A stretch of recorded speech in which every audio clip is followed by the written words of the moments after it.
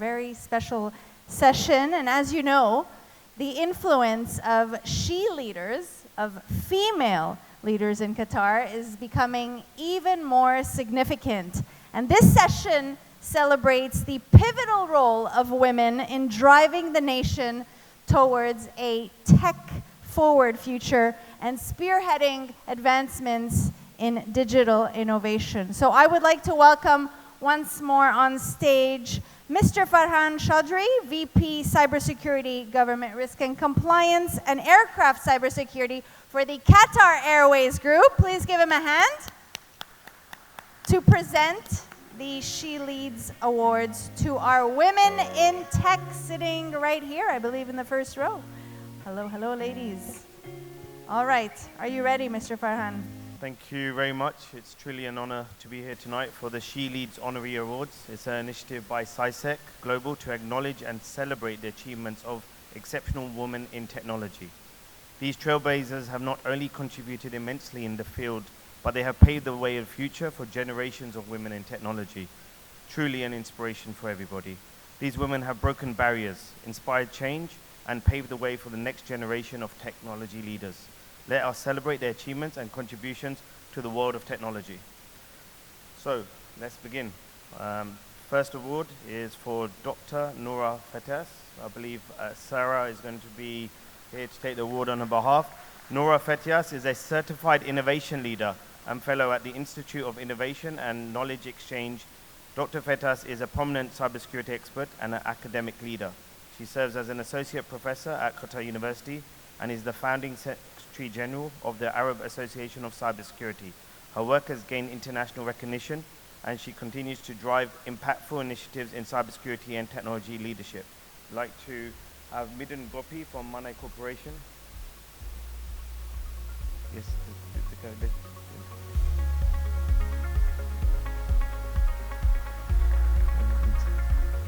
next, yes.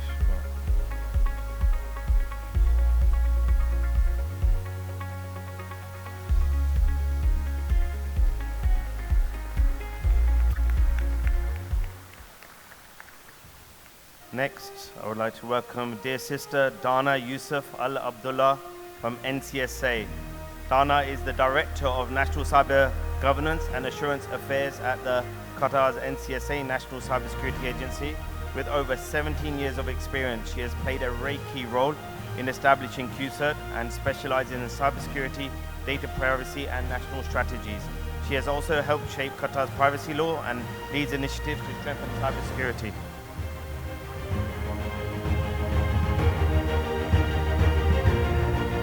Next, I would like to welcome Sarah Al-Khalefi.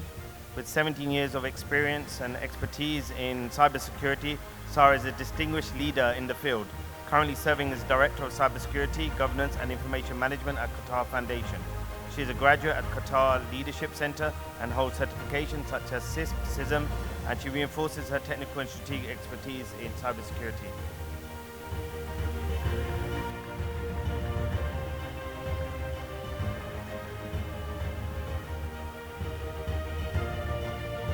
Next, I'd like to call up on stage Mariam Ibrahim. Mariam has over a decade of experience in information systems and digital transformation. Mariam currently serves as the Director of Information Systems at the Public Prosecution. She contributed significantly to national digital governance and cybersecurity initiatives.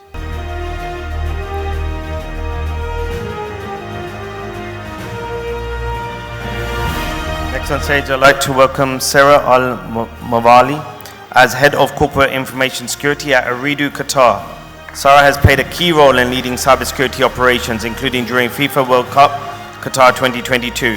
She holds multiple professional certifications and currently pursuing an executive MBA at HEC Paris.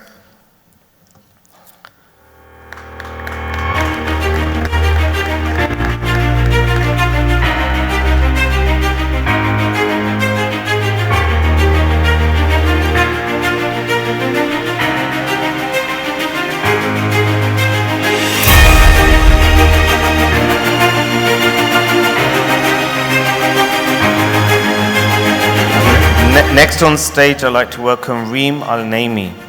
Reem is a seasoned cybersecurity leader. She serves as the Senior Vice President of Cybersecurity Strategy at QNB Group. She has led high-impact security initiatives, managed security operations centers, and played a pivotal role in strengthening cyber resilience in the financial sector.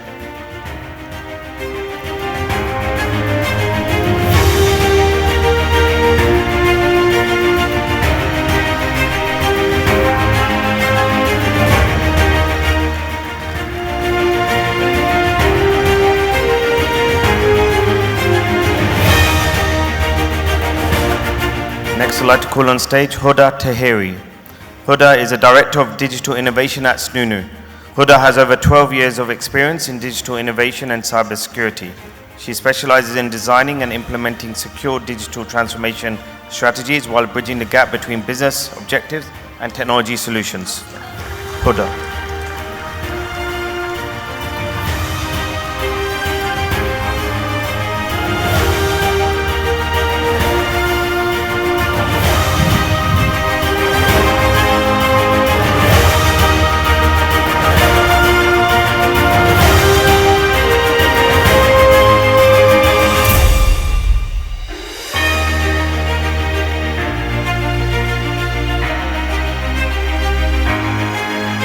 Thank you. I'd like to call on stage Munira Al-Otaibi.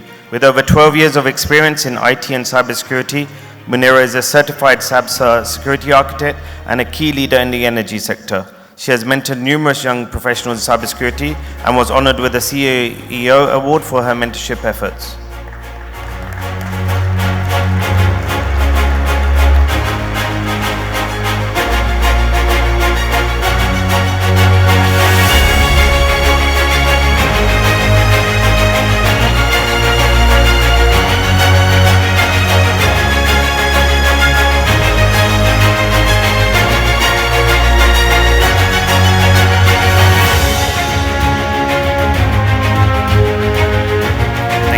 Next on stage, I'd like to call Archana Shetty. Archana is the VP for IT projects at QNB Bank.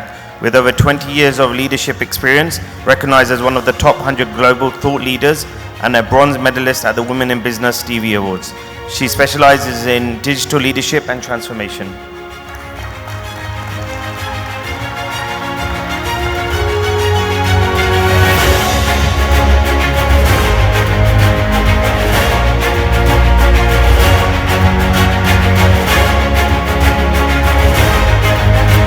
Next on stage, I'd like to call Barbara Zimmer.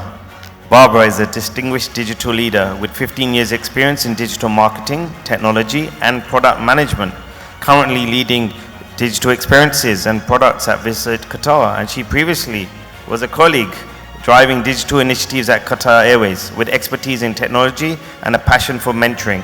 Barbara excels in delivering innovative, experience-focused strategies and fostering talent development.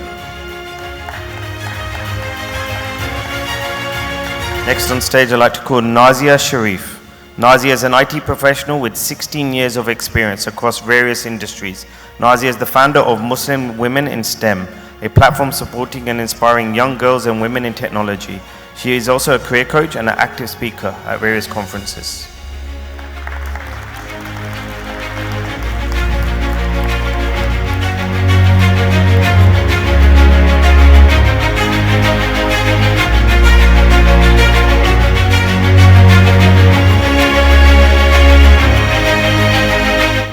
Next on stage, I'd like to call Fatima Al-Saik.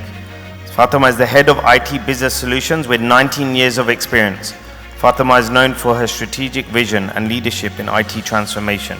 She is an HEC Paris graduate and an active participant in Qatar Leadership Center, further enhancing her leadership capabilities.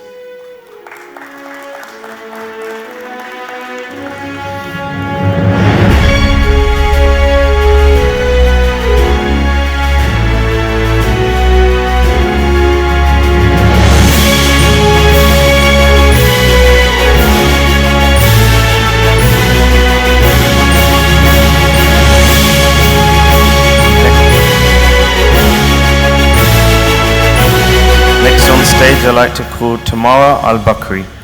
Tamara is the head of roaming and carrier services at Vodafone Qatar. Tamara has over 20 years of experience in the telecom industry. She is a globally recognized leader in the field and was ranked as the 7th most influential person in the roaming industry worldwide.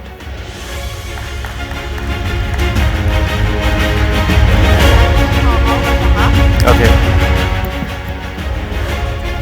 Okay.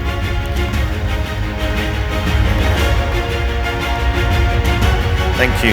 Now, with all of that, can I call all the ladies up, the incredible she leaders of Qatar? Please gather on this platform. We don't want to miss this moment for a group photo. Now I have all these incredible she leaders of Qatar on stage. I'm going to have an opportunity to ask you all a question. Mariam, quick question for you, 2 minutes.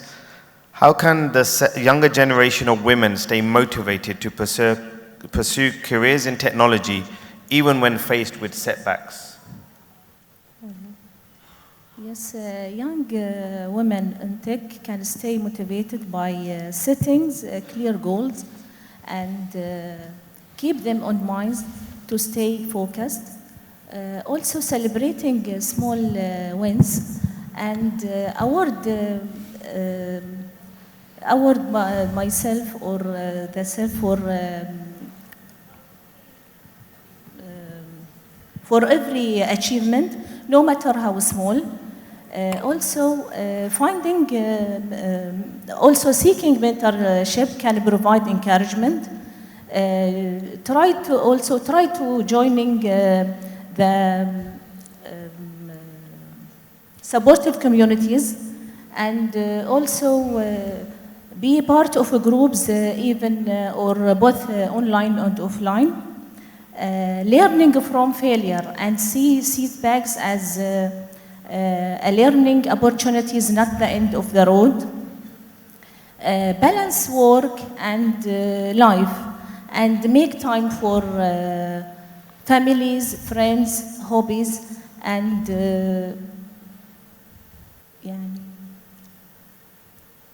Excellent. Thank you very much, Mariam. So just using the last one on balancing. So engineer Sarah Al-Khalefi, how do you approach balancing personal growth with the constant demand for upskilling in technology?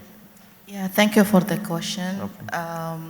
I see in this ever-evolving landscape of cybersecurity and IT, I view the personal growth and upskilling like two sides of one coin, which is important to keep pace and lead in this field.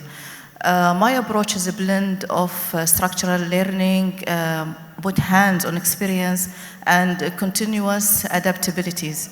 I prioritize to keep learning and integrate these in my routines, keep taking certificate of the industrial and join the leaders in this field. I focus on the personal development and resiliency, which are crucial for experts in IT and cybersecurity field. Moreover, I keen to join the leaders in cybersecurity, especially the communities, and monitor people, share knowledge, keeps researching, and I believe keen of taking new skills is not more important than development that exists in one, and to innovate and lead in this field. Excellent. Thank you very much, Sarah. And Dana, NCSA has taken a leading role in the years to drive collaboration, and from your perspective, how can leaders in technology foster a culture of mentorship and collaboration to shape the next generation of cybersecurity professionals? Mic text. Try this. All right.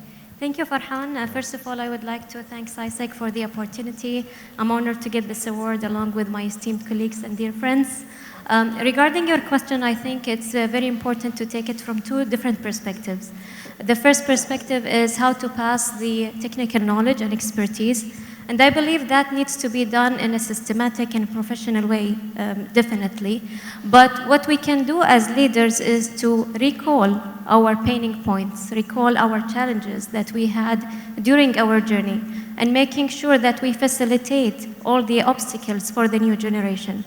The other part, which I think it's more important, it's how to pass the values, the morals, the passion of cybersecurity. Now, I'm sure that most of us here on this panel, we share the same thing, that we're passionate about cybersecurity. And for me, as a personal experience, I started this passion along 20 years ago, even before graduating, when I was a student. And that passion did not fade away at any moment. It just increased day after day. So how we can pass this passion is basically by developing higher level of integrity, honesty, and also passing the emotions. And I think that's what we are good at as ladies or women, by the facial expression, by the storytelling, our body language. This is very important, and making sure that the younger generation really knows why cybersecurity is important, how to pursue cybersecurity, not just like as a career or a daily job, but as part of their lives. Of course, I cannot stress enough on the teamwork and the positive vibes across the environment, which is very important in any corporate field. Thank you very much, Dana, and we're seeing the benefits of that from NCSA. And Archana, to yourself, looking back, what has been the most fulfilling aspect of your journey in the technology world? So first of all, I would like to thank CYSEC for this celebration. It is a celebration of all women who have stepped up. And regarding the question about the most fulfilling moments in the tech world specifically, I would say those moments, the most fulfilling moments for me are when I have been able to break barriers, both external as well as internal barriers. So whether it is launching new products for the bank, being the first to launch in Qatar with agility and speed while ensuring security and safety for our customers, when everybody thought it was impossible to do within a limited time and budget, that has been very, very rewarding. Many a times it has been breaking barriers of our own imagination. Then at a personal level, breaking my own mental barriers, like for example, from I was a shy introvert to now I'm a confident public speaker, from working behind the scenes, behind the computer, to finding a seat at the table, from once being a redundant worker to now breaking the glass ceiling. It has been a very humbling and a rewarding experience, which means that if we really put our mind into it, we can own our space if we really step up. And the most fulfilling one is for me, is especially when I'm able to help other women rise up and unlock their full potential. So I've been mentoring and coaching a lot of young people, especially women, to step up, rise up, speak up, and make bold decisions. So that has been very, very fulfilling for me. At the end, I would like to conclude saying that if there are barriers, the first thing you have to break is your own mental barriers. And when you break those barriers, you will be able to break through. Excellent. Thank you very much, Archana. Sarah Al-Mawali, what advice would you give to women who feel intimidated by the fast-paced nature of the technology industry? First of all, thank you so much for CYSEC for giving us the award for SHELEADERS.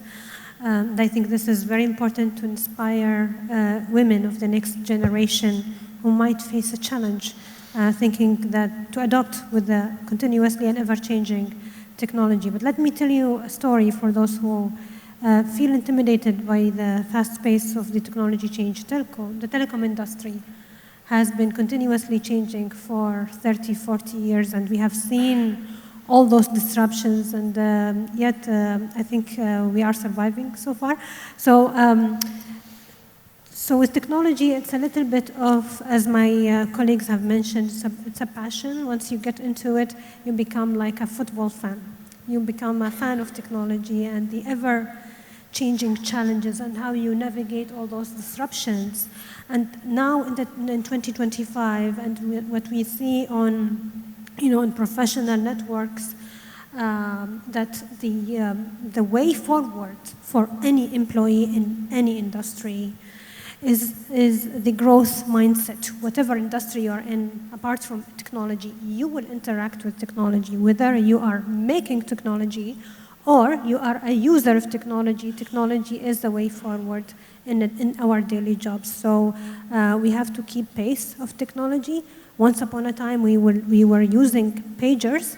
Today, we are using smartphones, and that's becoming a skill set that we acquired over time. And yet, we will interact more with technology, and we will have to learn more in technology and other industries as well that will touch on our daily basis.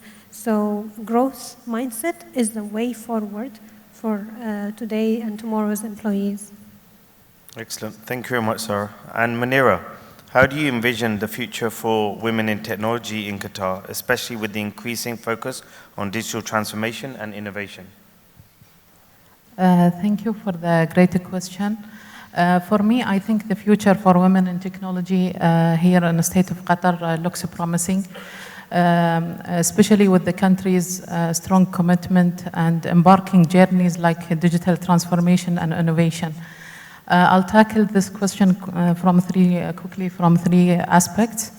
As I said, we see the national focus when it comes to engineering, science and technology, supported by initiatives like the National Vision 2030. The second point is we see the focus on these fields when it comes to our educational programs and the strong curriculums we have in our different universities here in the state of Qatar. The third point is what entities and organizations are doing from different perspectives, scholarship programs and training programs, providing platforms and opportunities for women in technology to practice and develop their technology skills. I think these points clubbed together, I think we are heading into a bright future where women in technology will play a crucial role shaping the digital economy. Thank you, Munira. And just taking that point of future, Reem, what do you believe are the unique opportunities for the Qatari women pursuing careers in cybersecurity, and how can they be empowered to take on leadership roles in this critical field?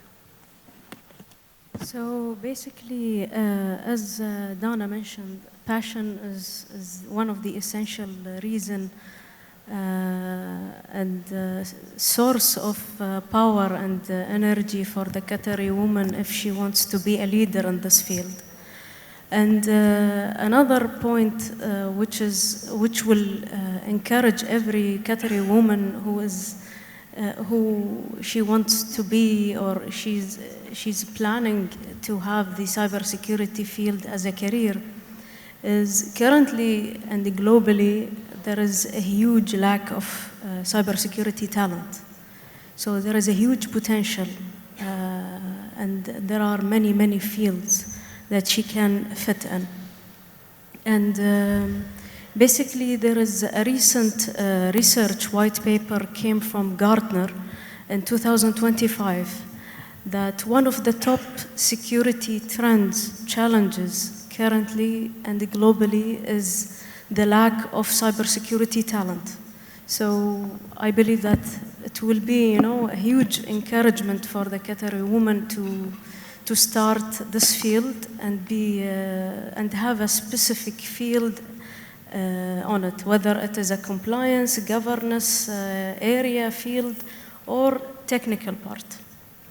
Thank you very much, Reem. So opportunities bring challenges. So Fatima, what was the most significant challenge you faced as a woman in technology, and how did it shape your leadership style?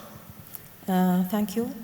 First of all, I would like to thank CYSEC for this opportunity to get this SHELEAD trophy. And regarding the challenges, as I have 19 years of experience, I started working in 2005. At that time, as a woman or as a technology, if we are saying, it contains a lot of applications, infrastructure, AI, data privacy, cybersecurity, where it is purely technical role. And the people will starting saying like, oh, you are as a lady, you are looking for a technical role, how it is. And yes, this is one of the challenges or the barriers that maybe normally we as a woman, we frequently seeing it at that time.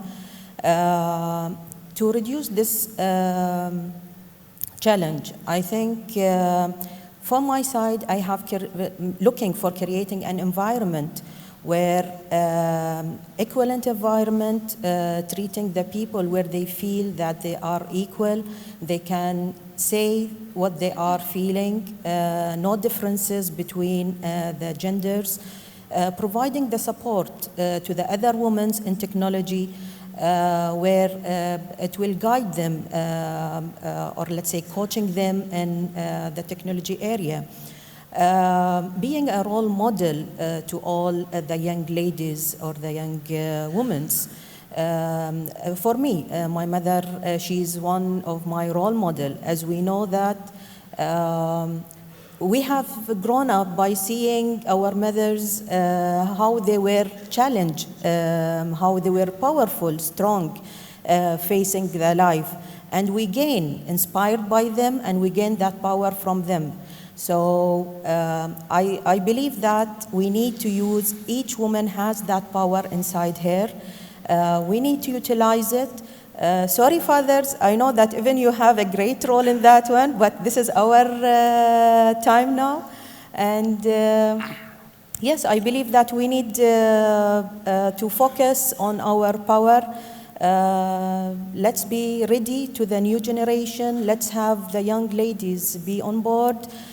Believe in yourself and bring your power or challenging on facing the challenges going forward. Thank you. Thank you, Fatima. Thank you very much.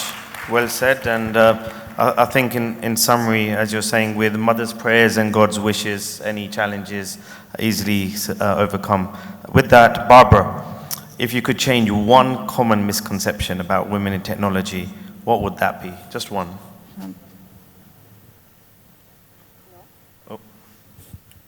Hello. Thank you. I'm truly honored to be here today and be recognized among those fellow leaders here. And thank you for the question. It's an excellent question. So if I would be able to change one common misconception about women in tech, really, what I would want to break here today is when you see a woman who has been successful in tech and cybersecurity, you don't just see someone that has or is as good as her peers, because the truth is, in order to get where she is, she had to work a lot harder and a lot smarter to get there. We know that there are statistics and studies around the disadvantages that women really face, in particular in male-dominated industries, right, like the tech industry. And yet, despite those challenges and despite those disadvantages, you see that there are women who are actually leading in those industries. So a woman who has really climbed the ranks in tech did not only have to outperform her peers in terms of the profession, but she really had to prove herself repeatedly. She had to overcome bias, and she also had to face obstacles really that others never even face. And I would like to take this thought just one step further, because I think what it also means is that this misconception that I'm addressing today leads a lot or many people to actually underestimate the value that women can bring to the table, in particular in areas like tech. So to all the leaders and the decision makers and the managers, just remember, if you see a woman who has been successful in tech, she did not only rise to the expectations, she actually exceeded the expectations, because she has been proven herself in an environment that was not made for her to actually be successful. And I think that type of resilience that comes with that, and the drive and the adaptability, is a massive asset to any leadership team there is. And we heard it a few times already in the panel or in this forum about barriers. So if you look at a female leader in tech, you should really look at her as someone who knows how to break barriers, not only for herself, but actually for an entire industry. Excellent. Thank you very much, Barbara. Tamara, how do you think personal resilience plays a role in building a successful career in technology?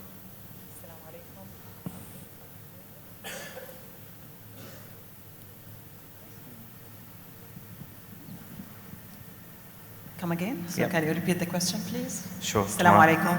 Tamara, how do you think personal resilience plays a role in building a successful career in technology? Yeah, that's interesting. So let's picture it together. Imagine that you're in a roller coaster, right? This is exactly how the technology area, let's see, or the technology industry, I mean, be it in cybersecurity, be it in telecom industry, where I'm coming from. So a lot of excitement, a lot of ups and downs, a lot of changes in technology. The resilient leader will see this as an opportunity. So you have two options, I mean, or two choices, either to hold on and try to protect yourself in this dear life, or to be brave and to be up to the challenge and turn it into opportunity.